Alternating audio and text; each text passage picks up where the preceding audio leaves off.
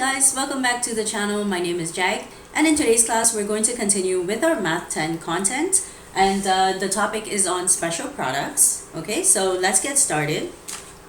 What we're going to cover today is going to be some word problems here from the textbook, which are basically the application questions. Okay, because doing the FOIL method is very simple, but we have to make sure we understand how to use the FOIL method with these application questions. Okay. Alright, so what we're going to do is I'm going to read the question out loud. So again, I'm just going to pick some examples from the textbook here. Alright, so let's try this one. Okay. Each dimension of a square playground is increased by 5 meters. Okay, so this is my square playground. So let's just do each side is x. Okay. It says each side is increased by 5 meters. Okay, so it's going to now be x plus 5. This is a square, so remember that all the sides are equal. Alright, and A says draw a diagram of the situation. So this is our part A. Okay, part B, find a simplified algebraic expression for the area of the new playground. Okay, so I'm going to do the area.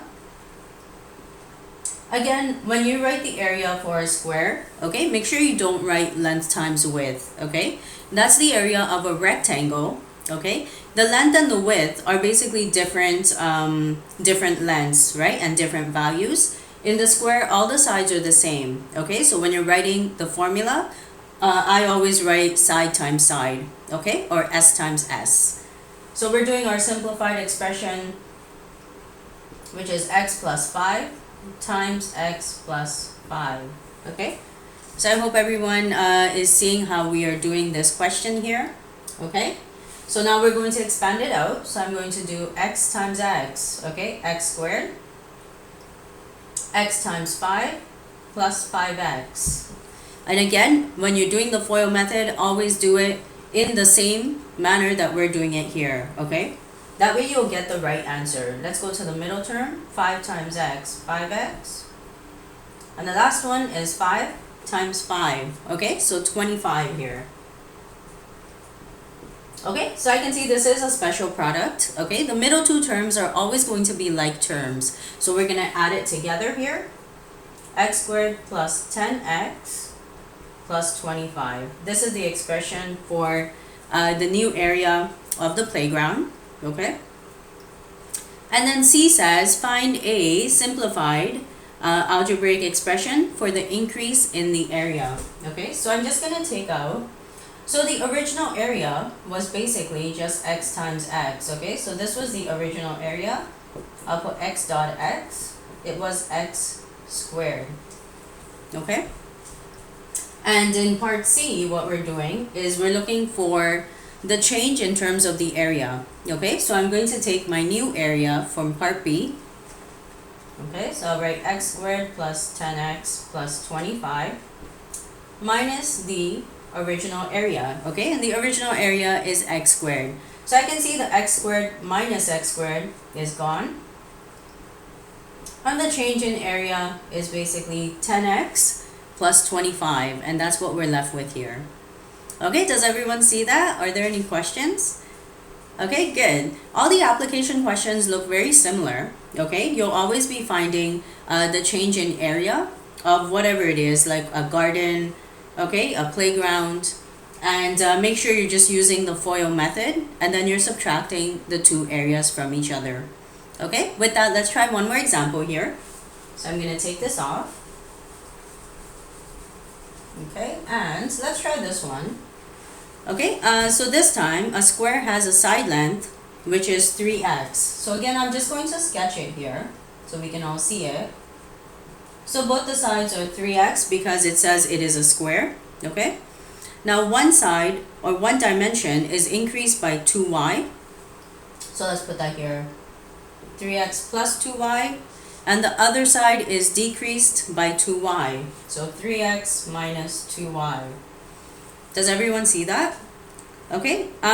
Even if it doesn't say to sketch out, okay, the square or the word problem here, I always draw out a diagram, okay? So I can actually visualize what I'm solving for. So let's try part A here. Part A says, find an algebraic expression for the area of the resulting rectangle, and then you're going to expand, okay? So let's write here. So again, this is the area.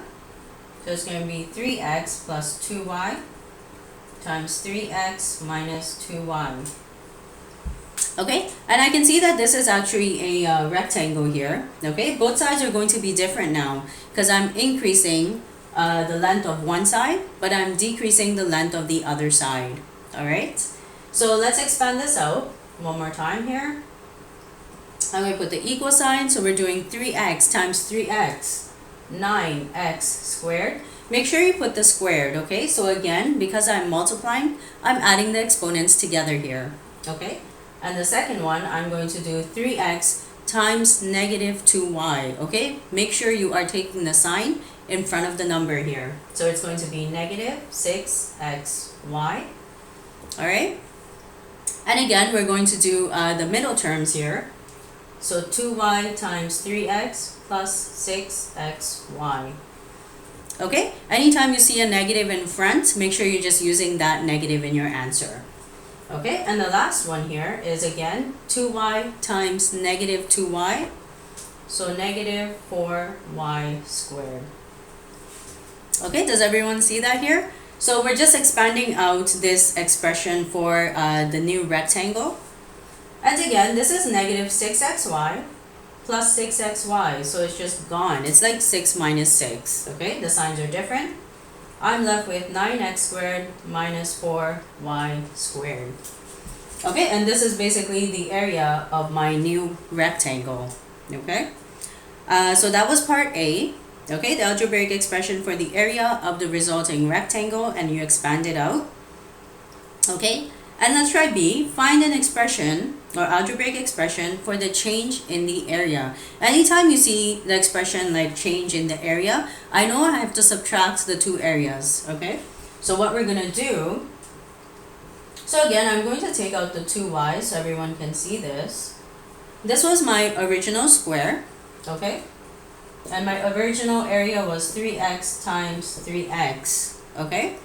So my original one for the area was 9x squared, okay? And now when we're doing the change in the area, we're just going to subtract these two numbers. So you're going to take my new area, 9x squared minus 4y squared, okay? Minus my original area, which was 9x squared. So I'm going to put minus 9x squared. Okay, so one more time again, if you are looking here, the 9x squared cancels out.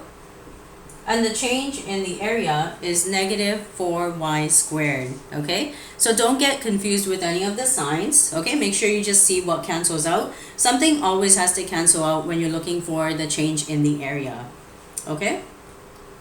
And we should also try part C here, okay? I'm going to take this off. All right, yeah, so let's try it right here. So C says, calculate the area of the rectangle and the change in area if x represents 8 centimeters and y represents 5 centimeters, okay? So we could do our rectangle. Let's put rectangle here. Okay, and this is my original area for the rectangle.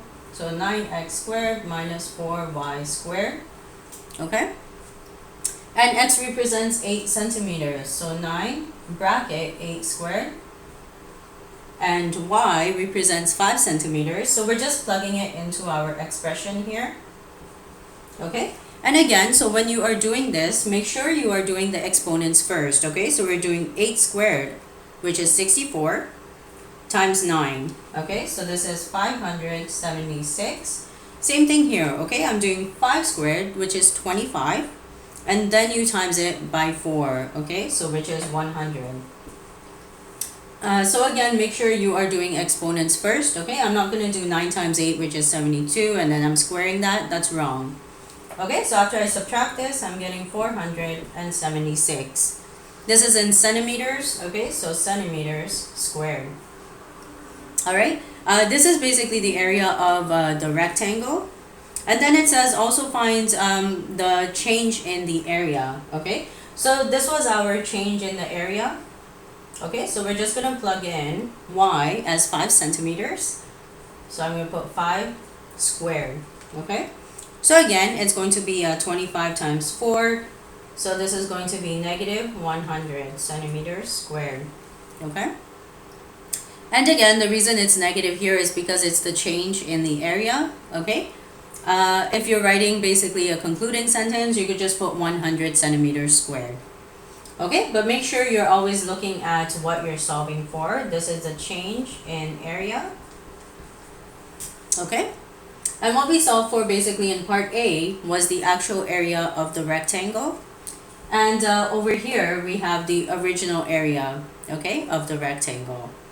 So again, make sure you're just reading the question very carefully. Okay, a lot of these problems basically just have a square, and I'm just increasing or decreasing the side lengths. I can change it into a rectangle, all right? And most of them are just asking you for the change in terms of the area. Okay, make sure when you're expanding and foiling out your expression, you're not doing it in random steps here. The first one is basically going to be this, the first two terms. Okay, the second one is the first term and second term in the second brackets. Okay, so I'm numbering it here so everyone can see it. The third one is going to be the one in the middle. Okay, so the inside terms here. And the last one is going to be the two outside terms. All right. And you notice if you always do it within these steps and you follow these steps all the time, you'll get really good at it and you'll always have the right answer. All right. All right, so if there are no questions here, that brings this video to an end. Thank you for watching. If you did enjoy the content, please make sure you're subscribing to the channel and click on the like button below because it makes a really big difference. So thank you for watching one more time, and I will see everyone in the next video. Thanks, bye.